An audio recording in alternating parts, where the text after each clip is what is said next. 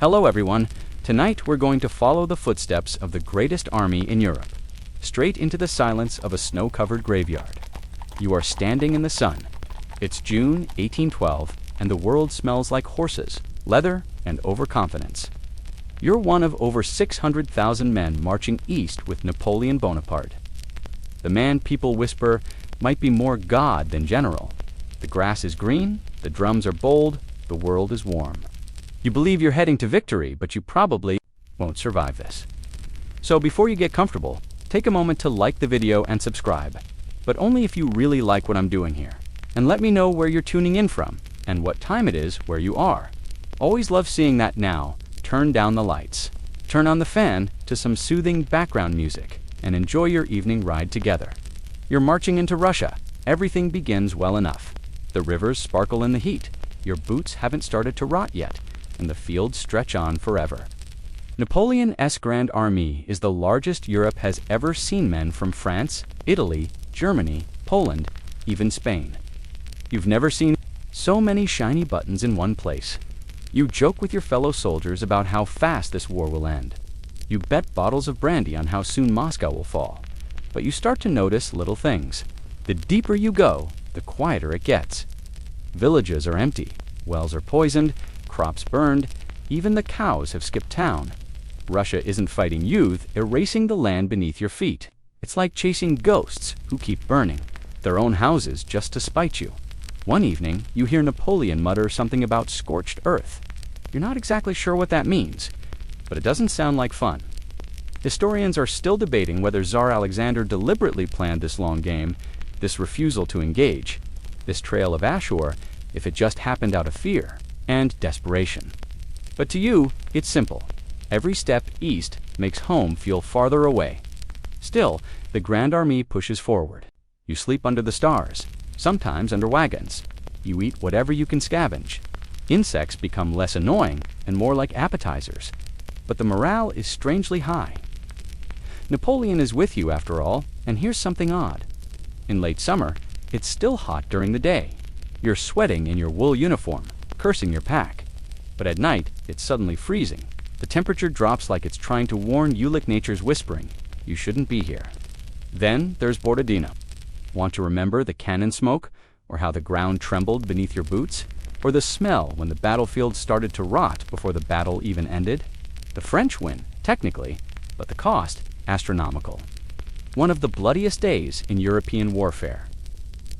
You stumble onward one afternoon. From a hill, you finally see it. Moscow, it stretches out before you like a promise. The golden domes glint in the sun, and you feel something swell in your chest relief. Maybe glory. Napoleon has done it again, except no one's there. The city is almost entirely empty, silent, not even chickens. And then, at night, you see the fires. Not one, not two, but dozens.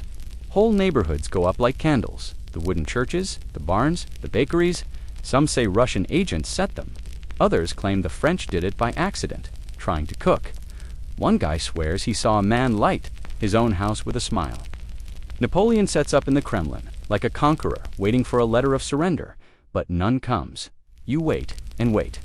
The leaves turn, and then snow, not thick, not yet, just a dusting. But it's the first time you hear silence so loud. Even the horses know something's about to change. Napoleon calls his generals. He talks of winter quarters, of negotiations, of retreat. But in your gut, you already know. This isn't a campaign anymore. It's a trap, and you're already inside it. You sharpen your bayonet. Not for battle, just to scrape ice from your boots. Your fingers are already numb, and somewhere, far to the west, someone back home thinks you're winning. But you, standing in the growing cold, realize there's no such thing as victory when the snow is whispering your name. Moscow is on fire. You're standing in the middle of a ghost city, watching flames eat cathedrals like kindling. The snow hasn't stuck yet, but there's smoke in the air and ash on your coat. Your mouth tastes like burnt wood and regret. This was supposed to be the end of the war. You made it. You reached Moscow.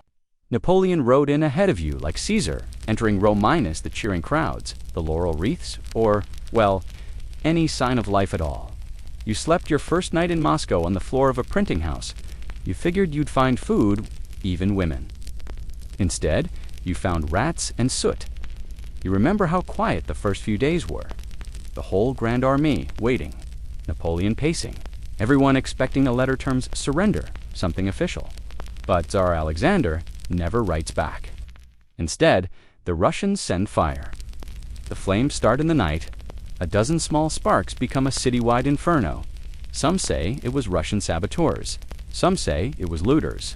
And then there's the guy who swears it was divine punishment to many sins in one place. Historians are still debating the scale of the fire and who lit what butt for you. Standing there with your hands over your ears as a church roof crashes to the ground, it doesn't matter. What matters is that the city is dying, and with it, your chances of survival. The food stores burned dot the shelter. Gone the morale, melting faster than snowflakes on a forge. You're still pretending this isn't a retreat. Napoleon calls it strategic withdrawal. You call it going home before we become soup. One day, you walk past Napoleon's headquarters. He's sitting in silence, scribbling something on a map. His boots are polished, his face is calm. But you can see at the tightness around his mouth. He's trapped, and he knows it. And then comes the decision. He tells the officers, we march, south first, then west. Avoid the worst snow. Avoid the path we came on. Avoid starvation. That's the theory, anyway. But there's a catch. Always is. The army can't carry everything. So you burn wagons, cannons, even uniforms. You watch men throw priceless loot into the fire-gold chalices, Persian rugs, paintings older than France. What's the point of treasure if it slows you down? One guy tries to bury a bronze statue of a bear, swearing he'll come back for it. You never see him again. You leave Moscow in mid-October. It's quiet, too quiet. You start walking, but it doesn't feel like a march. It feels like a funeral procession, where the dead are still walking. You pass villages you remember from the way in. Only now, they're just blackened frames, charcoal skeletons of buildings. You find a single potato in one and nearly get stabbed by a fellow soldier over it. Some men eat horse meat. Others eat their leather gloves. One night, you find a man chewing on the spine of a book. You don't ask why. Then there's the cold dot. At first, it's just inconvenient. Frost on your mustache, icy mud, your toes going numb. Then it turns cruel. Your eyelids freeze shut if you sleep too long. Your canteen is a block of ice. Your breath crackles like dry leaves. You wrap scarves over your nose, but it doesn't help. It feels like the air is biting you back. Still, you keep marching. You pass men who've sat down to rest and never stood up again. Horses lie in heaps, steam still rising from their flanks. One of the Polish soldiers tells a joke about sleeping with his horse for warmth. You laugh, then he does it, and you stop laughing, and the Russians, oh, they're there. You just don't see them until they strike. Cossacks dart in and out like ghosts. They wait until you're weakest. They don't fight battles, they steal your wagons, pick off your stragglers, and vanish. You hate them, sure, but you also kind of admire them. They never march in straight lines, never freeze to death in formation. One night, Napoleon stands near the campfire, hands behind his back. He stares out into the dark and says, "We are not retreating. We are advancing in reverse." You're too tired to laugh that night. Wolves come to the camp, real wolves. They circle the outskirts, drawn by the smell of dying things. Them in your sleep, howling like ghosts who want a second chance at dying properly. You don't dream anymore. Your dreams froze somewhere near Vahazma. Then comes the worst part. You reach a river crossing that should have been easy. Only now, the water's half frozen and the bridge is gone. Men try to wade across, ice breaks, screams, silence, then just bubbles. Napoleon's engineers scramble to build makeshift crossings, trees, planks, anything you spend 2 days soaked, and shivering while artillery booms in the distance. Some men desert, some just disappear. One guy walks straight into the forest, muttering about finding warmer socks. He never comes back. By now, your hands are cracked, your skin is gray, and your hope is something you remember having once, like a childhood toy still. You march, and somewhere behind you, Moscow burns quietly in the snow. It starts with a snowflake. Just one, it lands on your sleeve. You think, that's beautiful, because it is perfect and silent, like a promise whispered by the wind. Then come 100 more, then 1,000, and just like that, it's winter. You were hoping for a long fall. You were told you'd be moving quickly out of Russia before the worst. But here you are, outside of Smolensk, watching snow pile up on a half-dead horse. You wonder which of you will give out first. Napoleon orders the retreat to accelerate. He talks about speed, precision, maneuver. But you can't march on ideas. You need food, shelter, shoes. You have none of them. Each day starts with men trying to peel themselves off the frozen earth. You've seen boots frozen to skin. You've seen fingers snap off like dry twigs. A drummer boy's lips turned blue 2 days ago. He hasn't spoken since dot, and then there's your stomach, or rather, the void where it used to be. Hunger is your new commanding officer. Leather belts are boiled into soup. Dead horses are sliced open before their bodies even finish falling.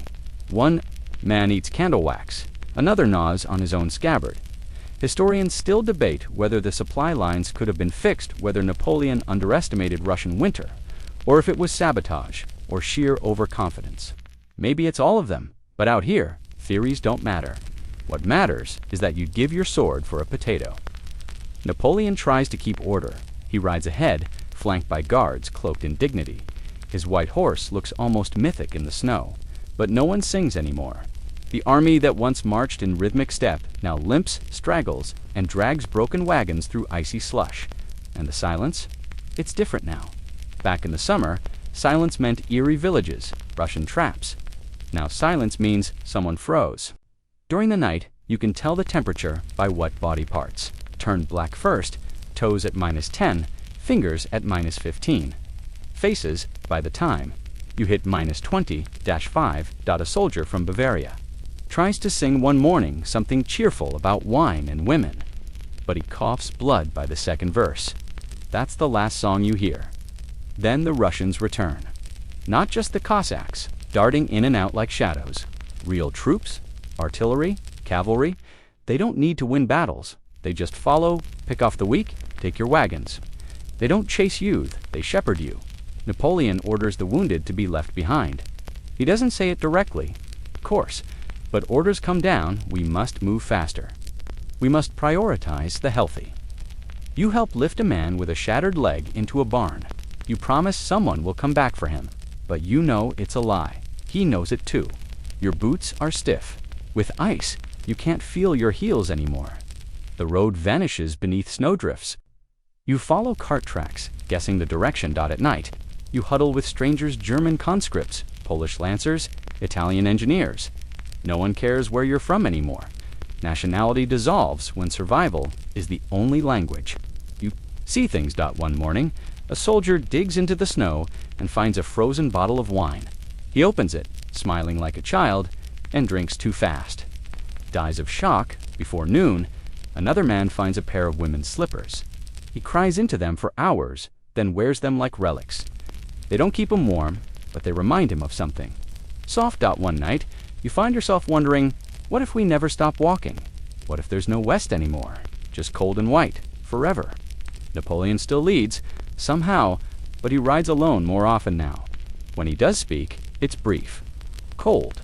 He orders rearguard actions, burning of carts, destruction of bridges to slow the enemy. You admire him, or you used to. Now you're not so sure. Still, you march. Because the moment you stop, you become part of the landscape. Another lump beneath a white sheet, somewhere near Orsha, you cross a river covered in black ice. You crawl across it on all fours, whispering apologies to every god you've ever ignored. Half the army is gone. At least half, no one counts anymore. The Grand Army isn't grand. It isn't even an army. It's a ghost caravan, a slow bleed, of uniforms and bones dragging itself toward a border that keeps moving farther away. And the worst part? It's only November. You think of home. You try to remember what warmth felt like, or color, or the way bread tastes without frost. You remember. The jokes you told in June, you remember laughing. And you realize no one's laughed in weeks. You wake up hugging a corpse. At first, you don't know he's dead. You just feel the warmth, the stillness. But then the stiffness sets in. The ice on his eyelashes. The way his breath doesn't fog the air like yours does. You push him away. Gently, respectfully. like you're apologizing for surviving. This is normal. Now you're somewhere west of Orsha, or maybe east. It's hard to tell. The landscape is white, flat, and featureless-like. The world forgot how to have edges. The snow has taken everything. Trees, roads, rivers, even time.eu measure days by how many men fall. Today, 20. But who's counting? Napoleon isn't. He's riding up ahead, cloaked in silence. His horse still looks clean. His gloves are immaculate. It's almost impressive how unbothered he appears by the apocalypse, dragging behind him. He's like a man trying to ignore the smell of smoke in his living room. You're walking without shoes. Well, technically, you've wrapped strips of cloth around your feet. A dead man's coat makes up your left boot. Your right foot, you don't even feel it anymore. That's either a blessing or a warning. Your belly aches. It isn't hunger now, it's a kind of hollowness that makes your spine feel loose. You ate boiled bark yesterday. The day before, you tried candle wax. The man next to you bit into a saddlebag and said it tasted like regret. The frostbite's getting creative. Noses fall off like buttons. Fingers turn black and shatter against musket barrels. One man sliced open his thigh just to see if the blood still moved. It didn't, and somehow, this isn't the worst part, because the worst part is that even now, the Russians are chasing you, not fighting, not engaging in noble battle, just chasing. Always just behind, always close enough to strike fear, but not close enough to give you the dignity of a real fight. The Cossacks, those horsemen you once called peasants, have become wolves. They ride circles around your camp. They pick off the slow, the wounded, the hopeful. One night you see them take a wagon of wounded soldiers. No shots, just screams, and then quiet again. Always the quiet. Historians are still arguing whether this was strategic brilliance or ruthless pragmatism on the Russians. Some say they knew they didn't have to win battles. Just keep pressing, keep haunting. Others say it was improvisation, desperation that just happened to work. You don't care. All you know is you're prey. And you're running out of forest to hide in dot at night. You pile into ditches with whoever's still alive. You press together, not for comfort, but for warmth. One man farts in his sleep and someone thanks him for it. You've learned to laugh. Without moving your lips, one officer tried to keep military order, still wore his medals, still gave commands in that sharp, proper voice. One morning, he was gone. Just a trail of blood and a neat pile of folded maps. You think maybe he tried to march home alone? You dream of ovens. Not people inside them, just the warmth, the glow, the smell of bread. And sometimes, in the quiet, you imagine you hear music, a piano, a violin. But it's just the wind dragging itself over the ruins of your thoughts. And still, Napoleon pushes west every time you cross. A frozen river, you wonder if it's the last. Ice creaks under your feet like bones. You tie your musket across your back and pray to gravity. One man refuses to cross. He sits by the bank, whispering to the snow. You don't stop to check on him. No one does. Frostbite becomes the new uniform. Everyone looks the same. Now gray skin, cracked lips, swollen eyes. You're all anonymous. Just breathing shapes in a white world that no longer wants you here. The cold isn't even cold anymore. It's a presence. Like a god that's decided. You're not worthy. One morning you pass a line of cannons, half buried in snow. You remember dragging one of them into Russia months ago. You cursed its weight back then. Now, it looks like a gravestone. Napoleon gives the order to abandon the artillery. Even the eagles, the sacred imperial standard, some of those are left behind too, torn, buried, or burned. It's a quiet kind of surrender, but no one says the word. Not yet. You see a soldier collapse in front of you. He doesn't scream, he just folds, like a marionette whose strings were cut. You walk around him, there's nothing to be done. Later, someone else will find his boots. That's how it works now. Napoleon still insists this is a strategic retreat, that the army is regrouping. But you haven't seen a formation in weeks, haven't heard a drum in days. The only music now is coughing and crunching snow. Then, somehow, you make it to the Berezina. You've heard of it. It's a river, a problem, a possible escape. But even from a distance, it doesn't feel like salvation. It feels like a final test, the kind you're not sure. You'll pass. You look back at the trail of footprints, corpses, burned wagons, and broken men. You don't feel like a soldier anymore? You feel like a mistake marching toward a punishment? You arrive at the Berezina River with a kind of hope only truly desperate people know. It's wide, it's frozen in parts, but mostly it's just cold water and colder odds. There are no bridges, no boats, no mercy. The Russians are closing in. Behind you, two separate armies now. One from the rear, one from the flank. It's like they're trying to squeeze the last life out of you gently, patiently, like someone finishing the final pages of a book they've read before. You look at the water and your breath catches. It's not the river that frightens you, it's what's waiting on the other side. More marching, more frost, more death. But at least it's west. At least it's closer to home. Napoleon, for once, seems shaken. He gathers his engineers, the clever ones, the ones with frostbitten fingers still capable of wielding a hammer. They get to work building bridges too, of them fast, quiet.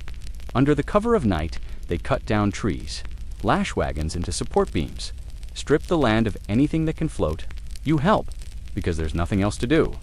One soldier, a carpenter from Lyon, looks at the half-finished crossing and whispers, "This bridge will either save us or drown us all." Spoiler, it tries to do both. The first wave of men crosses cavalry, wounded, camp followers, Napoleon's command staff. There's a sudden Russia kind of stampede. The bridges creak and groan. One nearly buckles. Someone screams.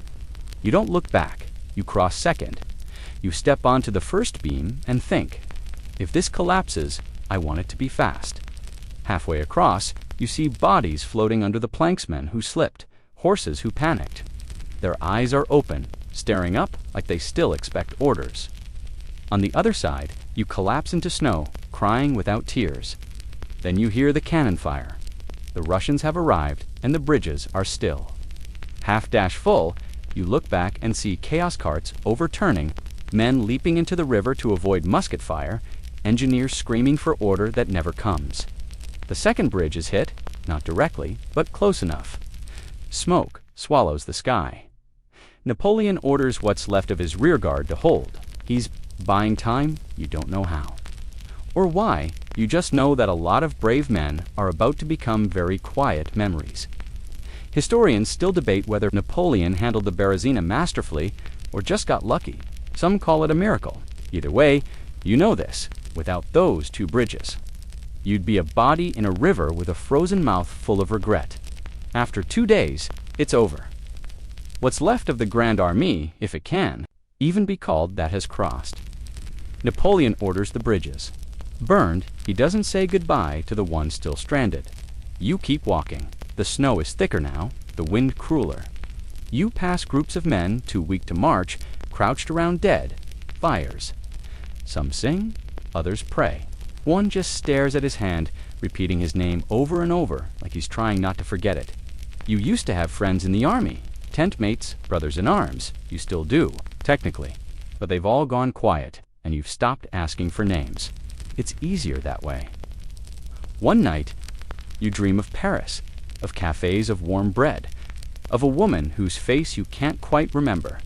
You wake up with your fingers clenched so tightly they bleed. Someone nearby is gnawing on a frozen belt. Another is trying to light a fire using splinters from a broken musket. A third is already dead. He just hasn't fallen over yet. You wrap your coat tighter. It's made from 3 other coats now. All patched together, the buttons don't match, but who cares? It keeps the wind out. Mostly Napoleon keeps marching to IT, doesn't speak much anymore. He stares ahead like he's trying to walk faster than the shame behind him. You start to wonder if he'll ever face it. Then one morning, word spreads. The emperor is leaving. At first, you don't believe it. How could he? You're not out of Russia yet. The men still need him.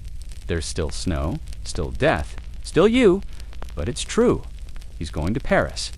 Politics, they say, a coup is rumored. France needs him more than you do. You stand in the cold, watching his sleigh disappear over a ridge. You're not angry, not surprised, just empty. There's a kind of quiet that follows.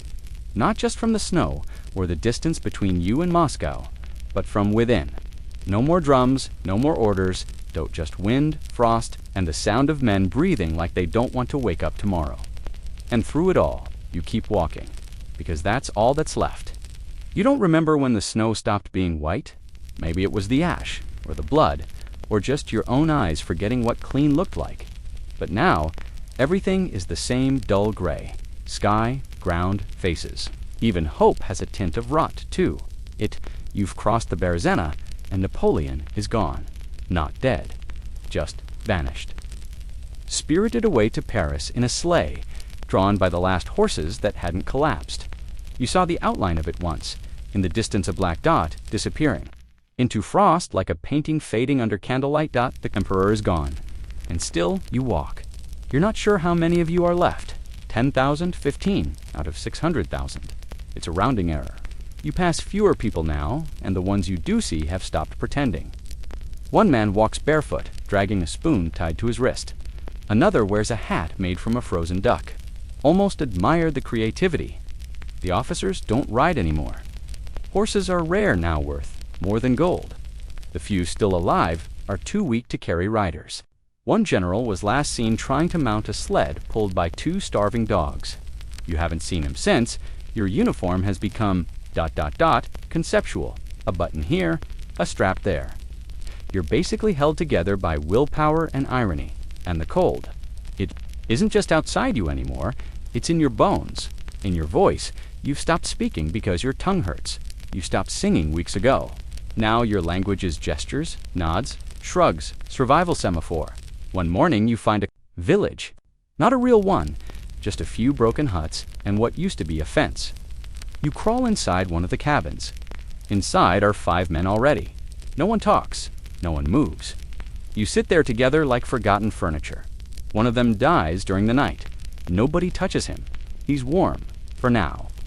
You lean on his shoulder. He doesn't mind. The next morning, you leave without saying goodbye. Historians still debate how many French soldiers died from the cold, and how many from starvation or exposure. Some argue that disease was the real killer. Typhus, dysentery, gangrene. But those are just names. To you, it's all the same. The world trying to unmake you, one cell at a time. You reach Minsk, at least. You think it's Minsk. There's no sign, no guards, just ruins and more snow. A supply dump was supposed to be here. You find only broken crates and a goat chewing on a flag. You try to eat the flag. It's less satisfying than it sounds. A Polish officer offers you something wrapped in cloth. You think it's bread. It turns out to be a brick. He laughs so hard he falls over and doesn't get back up. That's the joke now. Existence. Every breath is a punchline. And you're the punchline. One day you find a woman. She's not Russian. She speaks French. You don't know what she's doing here, but she takes pity on you, gives you a piece of turnip. You cry. You'd forgotten what kindness felt like. She disappears before morning. Maybe a dream, maybe not. You keep moving. The snow is thinner now, the wind less cruel. The sky sometimes shows hints of blue, but you don't trust it. This land has already lied to you too many times. You pass a small hill and see a cross at the top dot, not a grave, a marker. Someone tried to remember someone. You stand there for a while, letting the wind bite your cheeks. You say a name, not yours. You haven't said yours in days. You wonder if you're still the same person who left France. You wonder if you're still anyone at all. Then you keep walking, because that's what you do now. You walk. You don't think. You don't plan. You just keep your feet moving until the snow gives way to mud, and the mud gives way to grass, and grass to road. And then you see it the first sign of France, not an actual sign, just the slope of the land, a farmhouse, a wagon, a child, you. Fall to your knees and throw up water and bile and laughter. You're alive, somehow a joke that didn't land, a bet that didn't lose, a nightmare that forgot to finish. Of the 600,000 men who invaded Russia with you, maybe 20,000 made it back. Maybe, and you're one of them. But as you lie there, half dead on friendly soil, you realize something terrible. You didn't come home. You escaped. You're home, but not really. France doesn't smell the same. The bread tastes different. The streets feel too clean. No one shivers when the wind blows. You walk through towns where people clap for you. They call you a survivor, a hero. Some hand you flowers. One woman hands you a potato.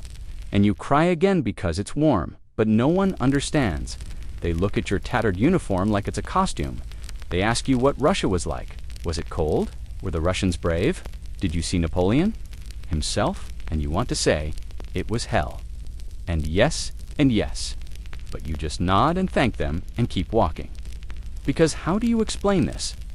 How do you explain that half your army froze to death standing up, that men fought over icicles, that you saw someone eat pages from a Bible because they were hungry, and then pray over the ink stains on their lips?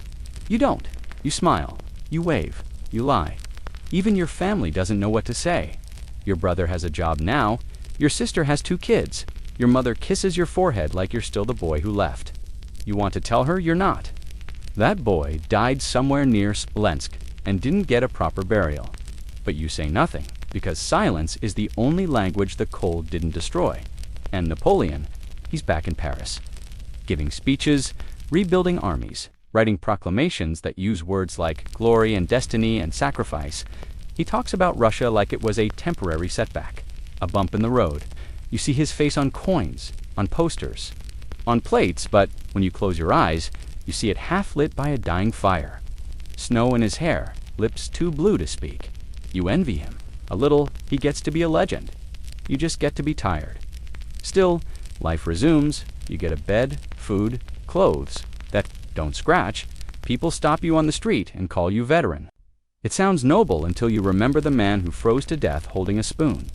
You think about the others, Jerem, who made a flute from a musket barrel, Santino, who carried a bottle of olive oil all the way from Italy and refused to drink it, even as he starved saving it for victory, Piotr, the Polish boy who tried to melt snow by glaring at it, gone. All of them. Sometimes you hear their voices in the wind. Sometimes you hear nothing at all. That's worse. Historians are still arguing about the retreat. Some blame Napoleon's arrogance, some blame Russian tactics, some blame the weather if winter is a sentient beast that woke up cranky, but you know the truth. It wasn't one thing. It was everything. It was the long line of tiny decisions that led you into a snowstorm without boots. It was the ambition of men who thought maps were more important than meals. It was the silence that followed when nobody said, "This is madness. Let's go home." You walk sometimes, long walks outside of town, not march just wandering. You follow dirt roads until your feet ache, and you stare at trees and wonder how many corpses they watched fall. Sometimes kids follow you, they ask about the war. You tell them stories, not the true ones, but the ones with endings. The ones where no one starves, and horses never fall, and everyone sings as they march. They smile, they sleep well, and that's enough once. You see a man in uniform riding a horse, the plume is too high, the metal's too shiny. You laugh. You can't help it. He looks at you like you're the ghost. Maybe you are. Your sleep is complicated. You wake up sweating in the summer. You sleep through the coldest nights in January. You dream of bridges that fall and rivers that whisper names. You've forgotten. You dream of boots that walk themselves, of snow that speaks French, of a city burning where no one screams but slowly. Over months, you learn how to live again. You learn to eat without guilt, to sleep without checking for wolves, to feel warmth and not flinch from it. And one day, years later, you see a man with a limp. He nods at you. You nod back. Neither of you says Russia. You don't need to. You both know you're survivors. But surviving isn't the same as returning. You left something out there in the snow, and you know you'll never get it back. You grow old with winter inside you. Even as the years warm and the world moves on, a part of you still walks that endless road from Moscow, boots cracking over snow, eyes searching for a fire that never comes. You live in France, but sleep in Russia. Still, the body insists on surviving. You take a job mending tools, then fences, then bones assisting, a village surgeon who smells like vinegar and talks too much. It's a good job, honest. Small, you like small things now. One day, a young man comes into your shop. He has shiny buttons and no scars. He asks you about 1812. You think he wants the truth. You're wrong. He wants a story, a tale of glory and frozen victory, of soldiers who laughed in the face of death and marched home with flags aloft. He wants heroism. A girl or pass a history exam. You give him what he wants. You tell him about the bridge over the Berezina, how Napoleon stood tall, unafraid, his voice cutting through the smoke. You describe how the soldiers sang patriotic songs as they crossed, how they held hands in brotherhood. You mention nothing of frostbitten fingers snapping off mid-march. He leaves, satisfied. You go outside and stare at the clouds, which looks suspiciously. Like smoke, you find you can forgive the world for not understanding. After all, you didn't understand either not until your body stopped being yours and became a piece of moving ice. There's a church bell that rings every evening. You count its tolls like an old habit, 12 rings, one for each month you lost, or maybe each friend, or maybe just noise to remind you the sky's still hanging on.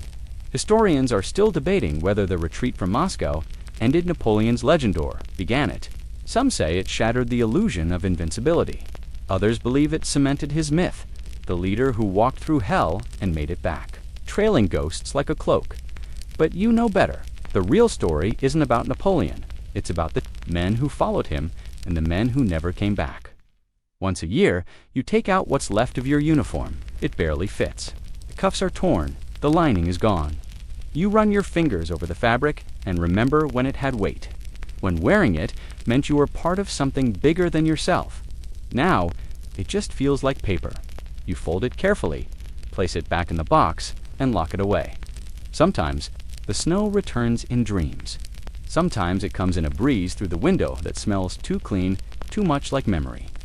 And on those nights, you light a candle, sit in silence, and let your thoughts wander eastward, not out of grief, not even out of duty, but because part of you stayed there, beneath that infinite gray sky, and part of you always will. So you whisper names into the night softly, slowly names that no one remembers but you. They deserve that much. The cold never leaves, but it softens. You learn to laugh again. Like your mouth forgot how you teach local boys how to hold a musket, how to cook soup from roots, how to patch a tent in wind so fierce it eats thread. They think you're wise. You know you're just old. You don't tell them not to go to war.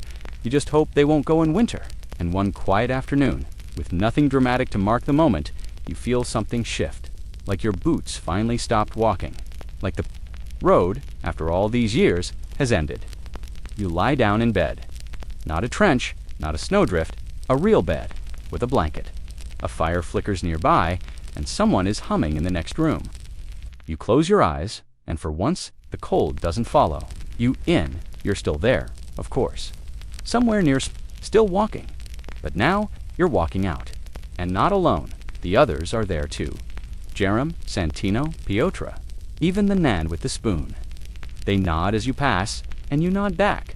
The road fades, the sky brightens, and then dash stillness, peace. Finally, the kind that doesn't need fire or boots or names, just sleep. Gentle, deep sleep.